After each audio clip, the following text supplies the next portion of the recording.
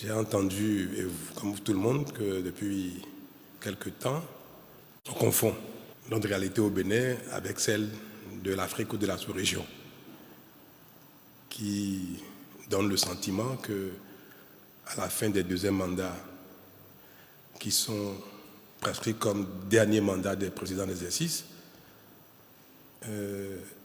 les concernés tentent de briguer un troisième mandat avec divers prétextes.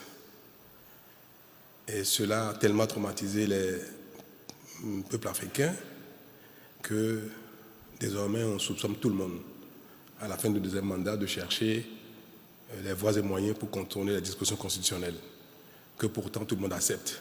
On les consigne dans la Constitution et puis à la fin on trouve les moyens de chercher un troisième, un quatrième mandat.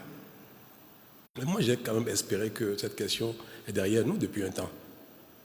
Le Bénin fait son chemin. C'est vrai, nous n'avons de leçons à donner à personne, mais nous faisons notre chemin de manière admirable, n'est-ce pas? En tout cas, de la manière dont nous-mêmes nous observons nos efforts.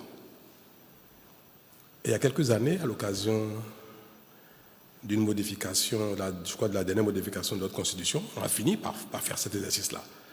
Parce que quand un président est en exercice,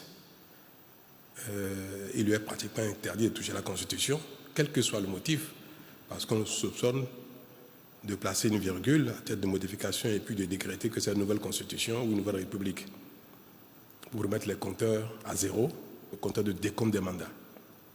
Donc depuis 2019, nous avons espéré avoir réglé définitivement cette question-là au Bénin. Et à mon initiative, nous avons précisé dans la Constitution que nul ne peut de sa vie exercer plus de 2 mandats, que la Constitution soit nouvelle, qu'il s'agisse d'une nouvelle république, qu'il s'agisse de quoi que ce soit. Aucun vivant au Bénin ne peut faire plus de 2 mandats à qualité de président de la République. Et nous avons tous pensé qu'une fois que cela est inscrit dans notre Constitution, ou bien toutes les fois que cette phrase reviendra dans n'importe quelle constitution, qu'elle soit nouvelle, qu'elle soit modifiée ou non, toutes les fois que cette phrase figurera dans la Constitution, il n'y aura plus aucune raison de soupçonner un président en exercice de vouloir faire un troisième mandat. Et d'être passé pour être acquis. Puis, la fin s'annonçant, on revient encore sur cette question, comme si cet acquis, cette phrase qui est dans la Constitution, comme si soit on s'apprête à l'évacuer, à le sortir de la Constitution, soit, même si elle demeure dans la Constitution, elle n'est plus suffisante pour nous apaiser sur cette question-là. C'est malheureux.